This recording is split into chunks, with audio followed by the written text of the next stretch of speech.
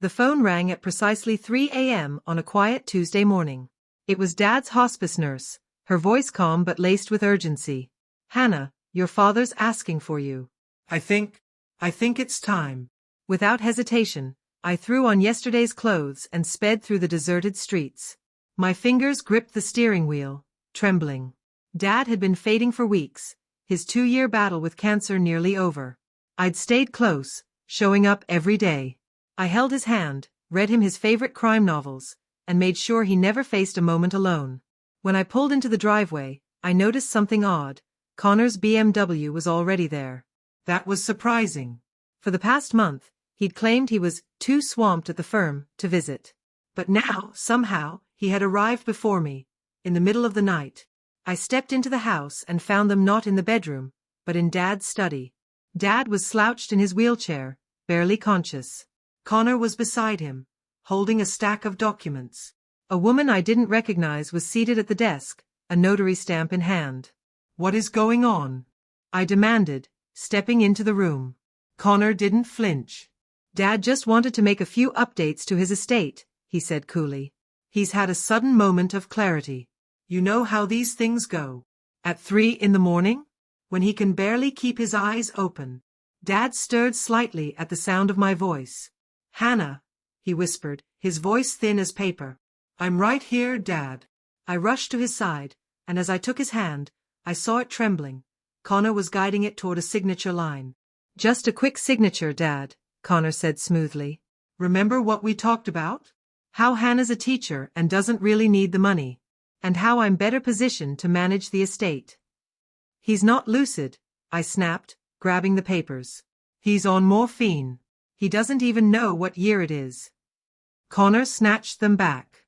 "He was fully coherent when we started. Right, Mrs. Patterson?" The notary shifted in her seat, visibly uneasy. He appeared aware when I arrived," she mumbled.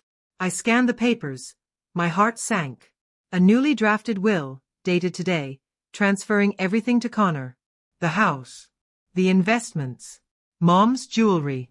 Even the modest education fund Dad had set aside for my students. All of it was going to Connor. And for me? A single line. "To my daughter Hannah, I leave my love and best wishes, knowing she values sentiment more than material gain." "You wrote this," I said coldly, staring at Connor. "That's not even how Dad speaks." "People get formal in legal documents," he replied casually. Then he turned back to Dad. "Just one more signature, the power of attorney." That's when I noticed something chilling. Dad wasn't just weak, his pupils were like pinholes, his breathing shallow and uneven. I'd been around him enough to know this wasn't just the usual effects of morphine. "You gave him more, didn't you?" I said, barely louder than a breath. "You increased the dose." "That's a pretty bold accusation." But his hand moved instinctively toward his pocket, and I saw it.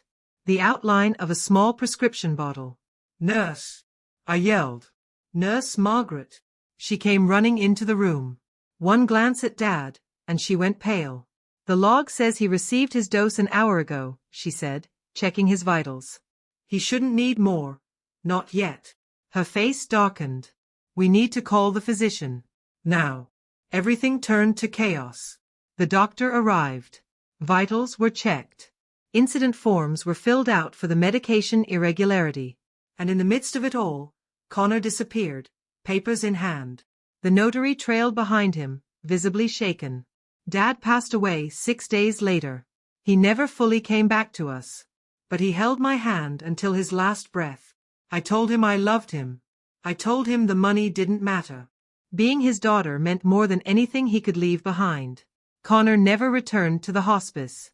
He was too busy submitting the new will to probate court. The funeral went by in a blur. Connor delivered a heartfelt eulogy, painting himself as the devoted son. He spoke of Dad's wisdom and legacy, and how he intended to honor both. Not once did he meet my eyes. 2 weeks later, we gathered in the office of Dad's longtime attorney, George Rise. I'd known George most of my life. He'd helped with my parents' divorce, my mother's estate, and every legal issue since. Connor sat across from me in a tailored suit, exuding confidence. He'd brought his own attorney, a sharp, downtown lawyer who specialized in estates and trusts. Before anything began, George adjusted his glasses and addressed us with a quiet seriousness. "Before we review the estate," he said, "I need to raise some concerns." Connor's lawyer leaned in. "If you're referring to the hour the will was signed, we have sworn statements confirming Mr. Morrison was mentally competent." "No," George said, cutting him off. "It's about this." He dropped a thick folder on the table. Connor's face remained composed. "That's the will Dad signed. His final wishes." George nodded slowly. "Interesting. Because under state law, a will signed under suspicious conditions, particularly involving unauthorized changes in medication, can be challenged." Connor's lawyer bristled. "There's no evidence." "Actually, there is." George slid another folder forward. The night nurse filed an incident report. The attending doctor confirmed elevated morphine levels beyond what was prescribed. He paused, then added, "And there's more." Another document appeared on the desk. The notary involved has now submitted a sworn affidavit. She felt pressured to proceed despite having doubts about Mr. Morrison's capacity.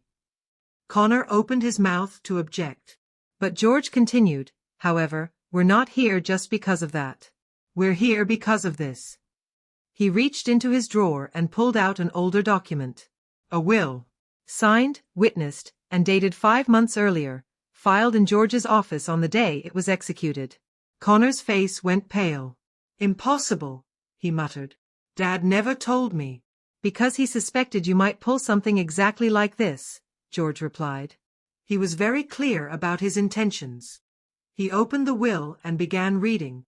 "To my son Connor, whose drive has always outpaced his integrity, I leave $1, and a reminder, money gained through manipulation is worth less than money earned with honor." The room was dead silent.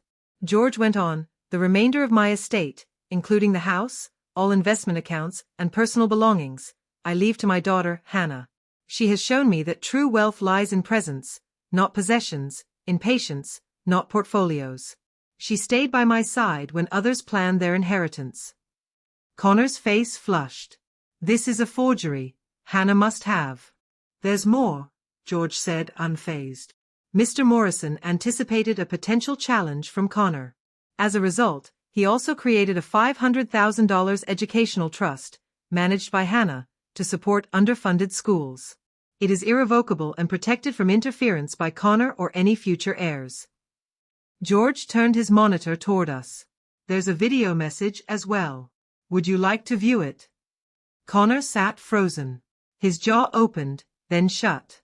On the screen, our father appeared. Gaunt but clear-eyed, seated in this very office. His voice, though soft, rang with conviction. "If you're watching this," he said, "then Connor attempted to rewrite my will while I was too weak to object. Son, I know about your gambling, your debts, and your lies to investors. I've watched you become a stranger," Dad said on the video, his expression equal parts sorrow and resolve. "Someone I barely know. Someone willing to manipulate his dying father for the sake of $1. His eyes softened when he mentioned me. Hannah, my sweet girl. I'm sorry this burden fell on your shoulders. The house is yours now. Fill it with the joy and laughter of the children you care so deeply about." Then he looked straight at the camera, speaking directly to Connor. "I forgive you, son. But forgiveness doesn't mean turning a blind eye. You need help, before money isn't the only thing you lose." The video cut to black. Connor sat frozen, his face pale, eyes locked on the screen that now reflected only our stunned faces. He didn't speak. George leaned back and exhaled slowly. "Well," he said, his tone cool and deliberate, "this just became very serious." Everyone looked up. "You see," he continued, "filing a forged will is a felony. Coercing a terminal patient into changing their wishes is elder abuse. And tampering with a controlled substance without medical approval." He didn't have to finish the sentence. Connor collapsed. He simply slumped over, 1 second upright, the next on the floor. His expensive suit wrinkled, his perfect hair askew. His attorney rushed to his side, frantically calling for water, waving for space. While the room buzzed around him, George quietly slid a sealed folder across the table toward me. "Your father also left these for you. Personal letters, photographs, and details about Connor's financial troubles. He wanted you to know why he made the choices he did. Connor slowly came to, slumped in a chair, his lawyer whispering legal strategy in his ear, challenging the will, questioning Dad's mental state, trying to make it all sound like my influence. George stayed calm. I wouldn't recommend that, he said, folding his hands. There's video evidence. Verified medical reports from the day the will was signed. 3 witnesses. And if it comes to court, we'll need to address the little matter of the morphine dosage and a middle-of-the-night signing session. The district attorney is already reviewing the nurse's report.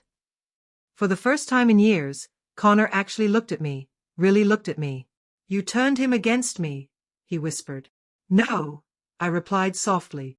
You did that all on your own. I kept my voice steady.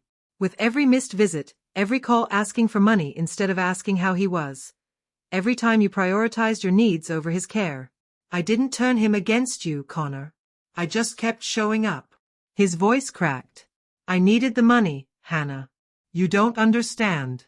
I owe people. Serious people. You could have told him, I said. Dad would have helped. He always did. Connor's expression darkened. He would have given me a lecture. Made me grovel. No, I said. He would have loved you. That's all he ever did. He left shortly after, his lawyer close behind, muttering about appeals and lawsuits. But everyone in the room knew it was finished. He tried to outplay our father, and Dad had seen it coming. George walked me to my car. Your dad was no fool, he said, hands in his coat pockets. He knew Connor might pull something when he hit bottom. That's why he came to me early, got everything in writing, legally solid. Why didn't he just tell Connor he changed the will? I asked. Because he still held on to hope, George said. He thought maybe, just maybe, Connor would come home for the right reasons. But when a month passed without a single visit, he knew. Still, he wanted to give him one last message. That video? His idea. He said Connor would need to hear it to believe it. And he wanted to say, I love you, one more time. Even if Connor wouldn't hear it until after. After George drove off, I sat in my car for a long while, clutching the folder of letters Dad had left behind. There was one for every future year he thought he might miss. Birthday cards for my future children. A sealed note for Connor, marked simply, when you're ready. Connor never tried to fight the will. The threat of prosecution, combined with the airtight documents, left no room. 6 months later, he declared bankruptcy, moved to Florida, and started over. We don't speak. But I hear from cousins that he works as a property manager now. Quiet life. Low profile. Maybe he's finally learning the lesson Dad tried to teach all along, that there's a difference between taking and earning. The house is mine now. But it doesn't feel like winning. It feels like what it is, a father's final effort to protect one child while still holding on to hope for the other. I turned the grand and used dining room into a small library for my students, rows of books Dad used to love, now lining the walls. Every day after school, kids drop by for tutoring and help with homework. Their laughter echoes through the rooms where Connor and I once played. The Educational Trust has already helped 10 schools upgrade their tech. Each computer has a tiny plaque. Gifted by the Morrison Family Trust, wealth measured in wisdom. I kept just one thing from that night. The pen Connor tried to use to force Dad's signature. It now sits on my desk at school. Not as a trophy, but as a reminder, inheritance isn't about what you're given, it's about how you show up when it matters most. Dad knew Connor would come for the money. And he knew I'd come to say goodbye. In the end, we both received exactly what we had earned. Connor got his dollar. And the weight of his own conscience. I got the chance to carry forward Dad's legacy, the one that can't be measured in property or cash. A belief that being present matters more than being entitled. The moment the will was read, Connor collapsed, not just because he'd been exposed, but because Dad had seen him clearly, and still said, I forgive you. That was the blow.